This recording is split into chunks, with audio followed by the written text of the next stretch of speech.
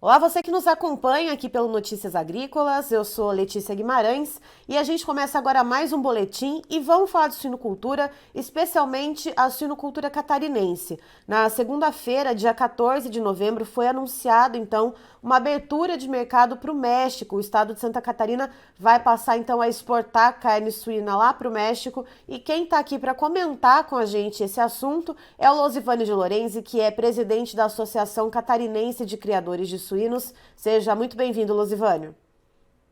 Olá a todos vocês. É sempre um prazer a gente estar aqui com vocês.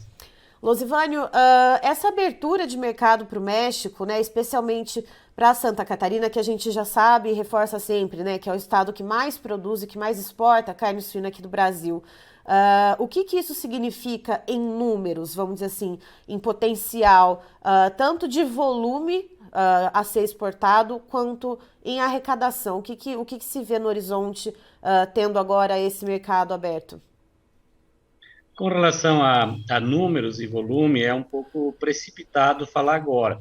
A gente sabe da qualidade que Santa Catarina tem, que ainda é diferenciada dos demais estados, embora outros estão também certificados pela OIE livre de febre aftosa sem vacinação. Só que Santa Catarina é o único estado que identifica todos os animais com brincos bovinos. É individual, enquanto os demais estados é um por lote. Então, isso ainda nos dá um diferencial na rastreabilidade.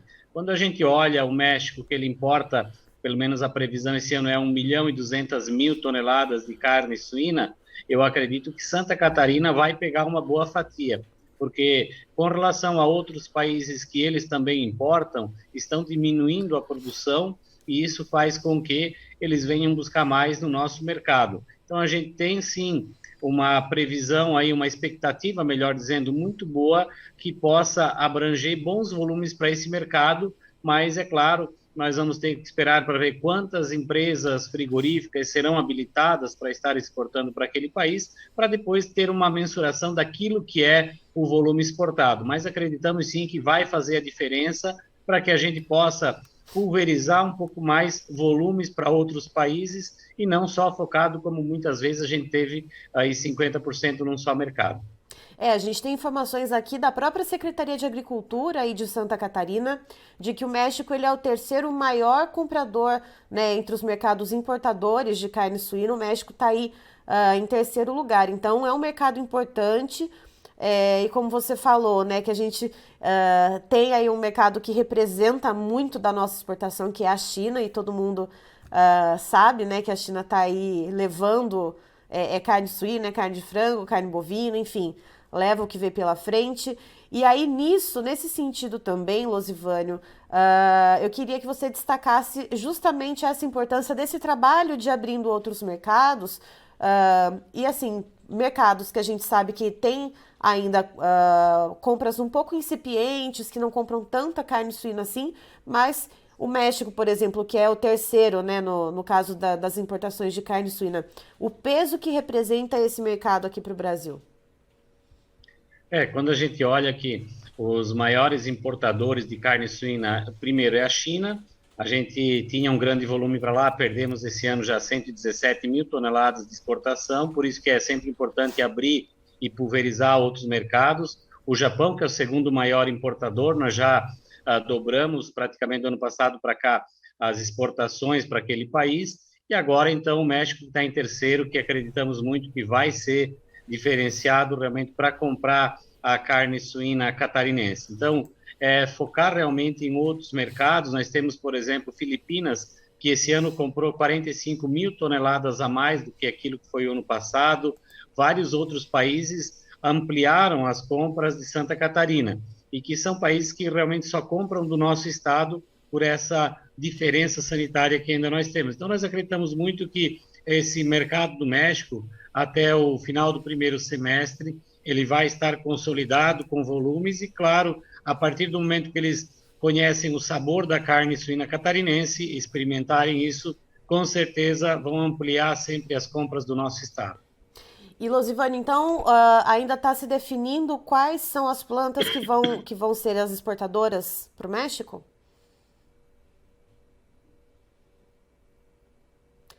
Losivânio?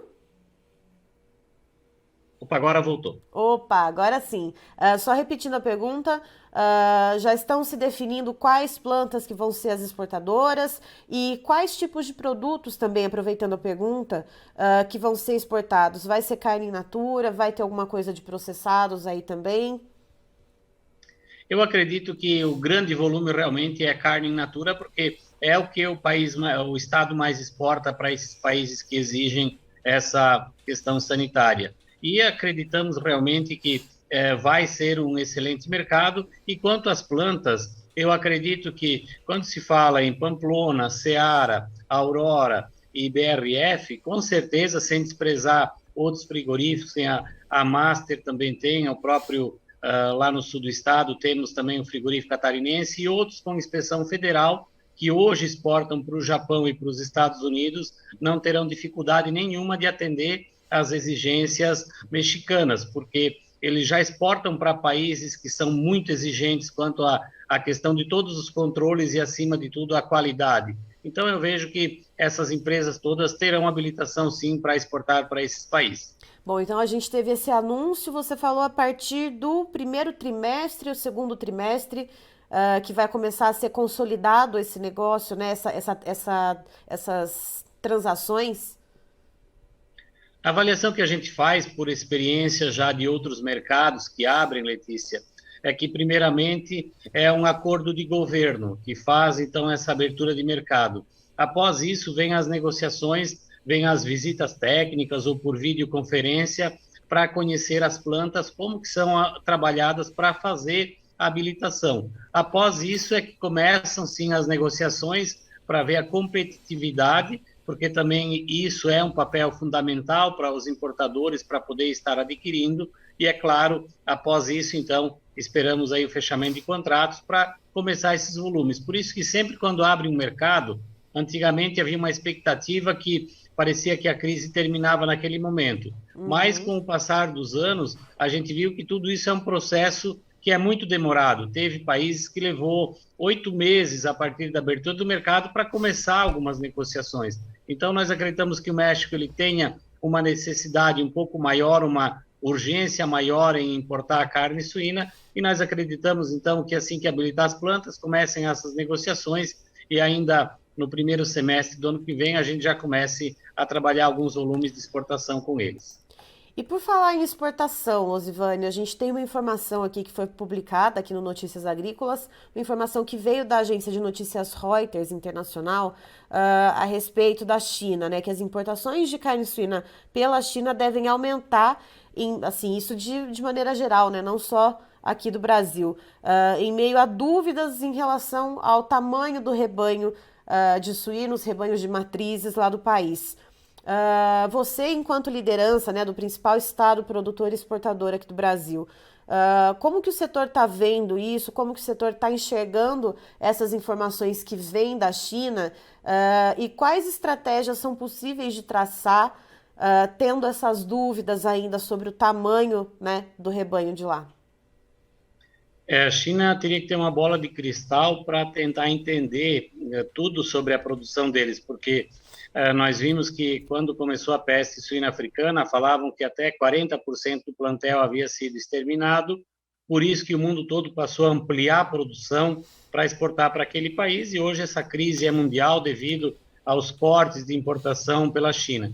Então é difícil hoje falar porque os números não são confiáveis, as informações que vêm de lá não são o real daquilo que está acontecendo. Eu vejo que ela com certeza tem uma demanda, mas pelo que a gente viu de inúmeras construções de granjas em áreas bem isoladas e com grande tecnologia, eles estão se recuperando muito rápido. Então não dá para contar muito ainda com o mercado chinês. Por mais que agora eles voltem a importar um pouco, mas eu acredito que eles enchem os estoques, depois então param para barganhar preço novamente. Então, Uhum. o que eu tenho comentado sempre com os nossos produtores, até com as indústrias e cooperativas, que nós temos que atender bem a demanda do mercado interno e trabalhar com o mercado externo, mas com a razão e não com a emoção. Que quando aconteceu essa questão da China, houve um crescimento desordenado eu comentava já em 2020 que aquele seria o último ano de lucro na atividade, porque viria coisa muito ruim da forma como estava desenfreado o crescimento da produção. Nós tínhamos lideranças que falavam que até 2025 nós não teríamos problema de crise na atividade, porque a China compraria tudo que vinha pela frente, e em metade de 2021 nós já entramos numa grave crise da nossa história na suinocultura. Então a gente tem que trabalhar muito focado realmente nas garantias que nós temos de mercado, com as projeções daquilo que se pode ampliar volume, mas conhecendo o mercado importador daquilo que realmente necessita, qual a posição do Brasil na relação comercial também com esses países, só assim a gente pode crescer.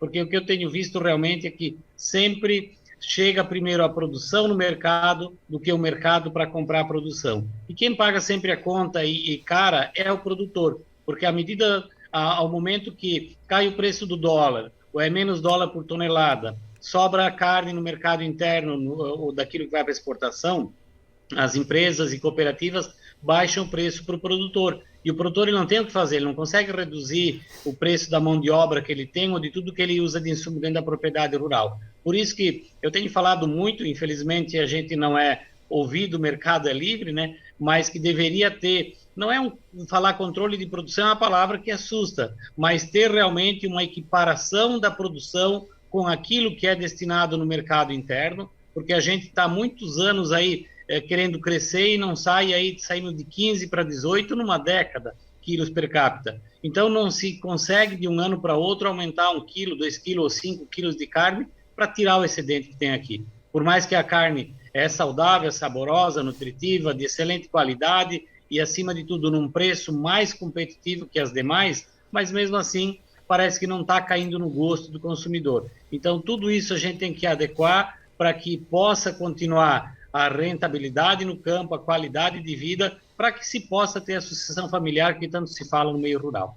E eu até trago também, né, essa questão a respeito da China, especificamente essa matéria que a gente publicou aqui no Notícias Agrícolas, porque pessoas que nos acompanham, inclusive, vieram nos perguntar a respeito disso, né, para que lado que se olha, porque as informações que nos chegam é de preços altos da carne suína lá na China, a China liberando parte dos estoques estatais, né, de carne congelada para tentar modular esses preços lá dentro. Os suinocultores de lá, por sua vez, mantendo os animais por mais tempo na granja, vendo esses preços altos para tentar vender e receber um pouco mais por esse animal, então tentando forçar ali, né, um mercado que já está, né, trabalhando de uma forma meio esquisita, meio maluca. Então fica essa dúvida, né, para que lado que a gente olha, se a China de fato está recuperada, se o mercado lá está com alguma dificuldade em relação a preço e está vindo comprar aqui do Brasil, que é uma carne competitiva e também de qualidade, ou se é tudo alguma coisa, né, um jogo de mercado ali, né, Losivânio? Todas essas análises precisam ser feitas para que a gente possa realmente olhar ali na frente aonde que nós vamos querer chegar e como nós vamos querer chegar. Porque uma outra coisa é certa, né, Letícia? O custo de produção não vai baixar. Nós não teremos aí nos próximos anos um custo de produção abaixo daquilo que está hoje, vai variar muito pouco em cima disso. Nós tínhamos até fevereiro do ano passado milho a 40, 50 reais. Depois ele foi para casa dos 90 e não baixou mais. Farelo de soja, a mesma coisa. Então o produtor ele tem que se planejar muito, aquele que ainda está vivo na atividade, principalmente os independentes, da forma como que ele quer continuar andando, porque a gente precisa ter cada vez mais uma redução de custos dentro da propriedade rural, uma gestão financeira muito boa aliada à gestão da produtividade, sem crescer no mercado, porque se nós olharmos só a melhoria genética que tem, aumenta o peso de abate, aumenta os nascidos e desmamados fêmea ano, com certeza já é suficiente para atender a demanda do crescimento do mercado interno. E para exportação não precisa aumentar muito, porque a gente sabe que não se muda muito de um ano para outro. Exemplo é esse ano que nós vamos exportar menos do que o ano passado. Então, isso tudo tem que colocar na ponta do lápis e trabalhar em conjunto. Eu vejo que nós estamos aí numa briga, usar uma palavra feia, mas no sentido figurado, de que não são mostrados os números ao Ministério da Agricultura. A surpresa nossa foi aqui Em 2016, nós tínhamos aí 432 mil matrizes e terminamos o ano passado com 756 mil matrizes alojadas no estado. E quando esse número apareceu, deixou todo mundo assustado. Por que cresceu tanto? Justamente porque não há uma compilação desses números a nível Brasil. Cada um cresce da forma como bem entende, olhando um mercado que depois ele não acontece e sobra para o produtor. Eu deixo uma pergunta no ar. A gente vê o Paraná crescendo bastante também na suinocultura. Para onde vai toda essa carne? Qual é o mercado que eles estão vendo que a gente não vê? O que vai acontecer com o mercado interno? Será que ele vai absorver todo esse volume daquilo que está entrando em produção? Então, é difícil ter essas respostas, eu sei, mas nós precisamos trabalhar mais unidos junto ao governo também, para olhar as projeções que nós tenhamos no mercado e, é claro, depois, então, ter esse crescimento equilibrado entre todos para que nós possamos estar continuando a ser um dos maiores produtores de proteína animal de suínos a nível mundial, mas também fazer com que o produtor mantenha a qualidade de vida no meio rural. Losivânio, por falar em preço que é pago ao produtor e também custo de produção, hoje para o mercado independente aí em Santa Catarina a gente tem um valor, pelo menos até quinta-feira, até amanhã, né, que a gente tem a Bolsa de Suínos realizada por aí, o valor então de R$ 6,67 o quilo.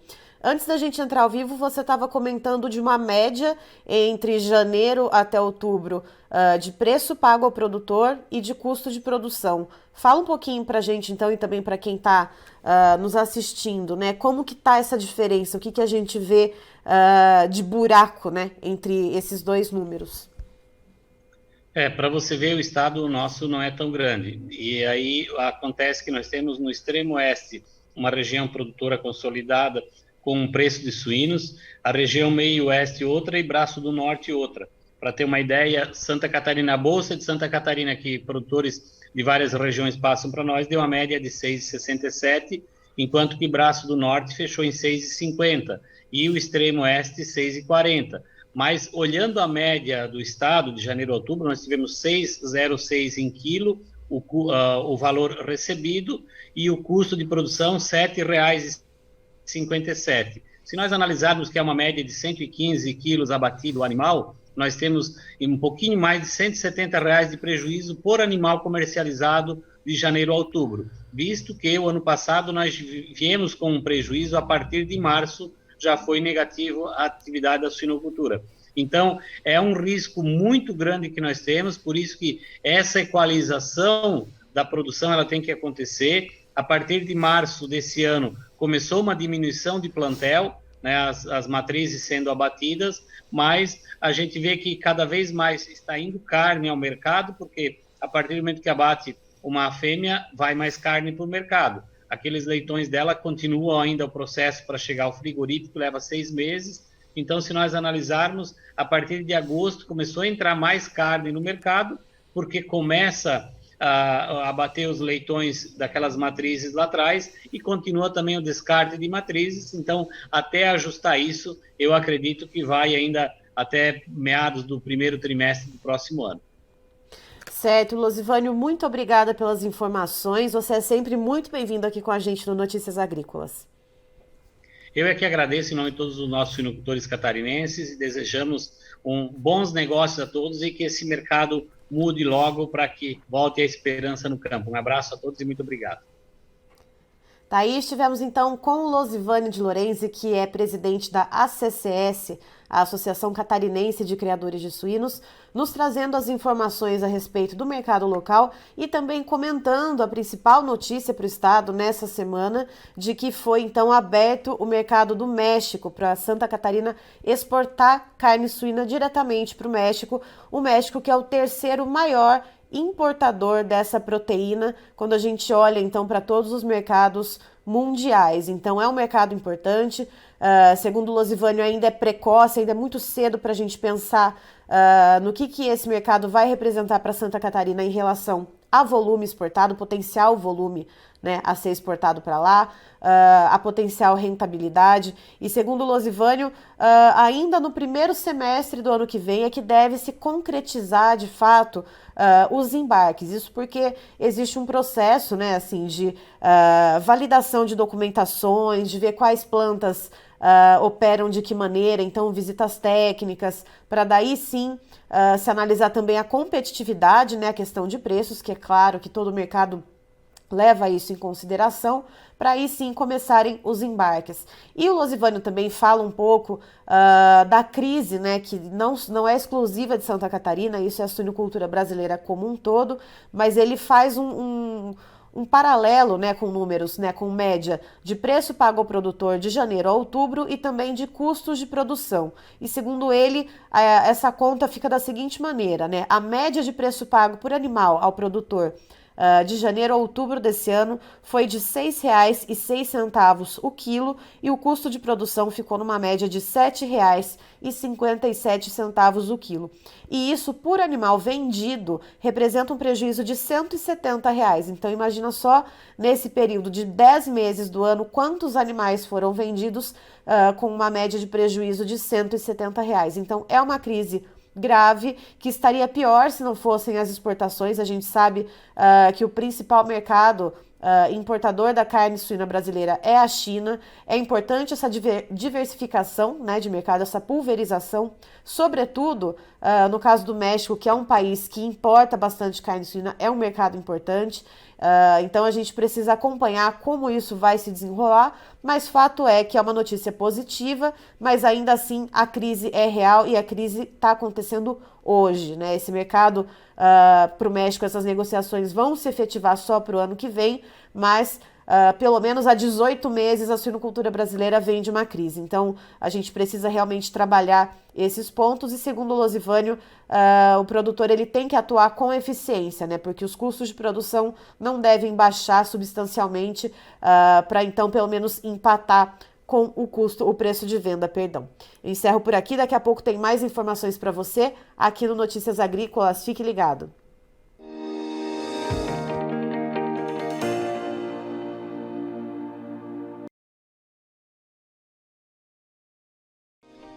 Se inscreva em nossas mídias sociais. No Facebook, Notícias Agrícolas. No Instagram, @Notícias Agrícolas. E em nosso Twitter, @Norteagri.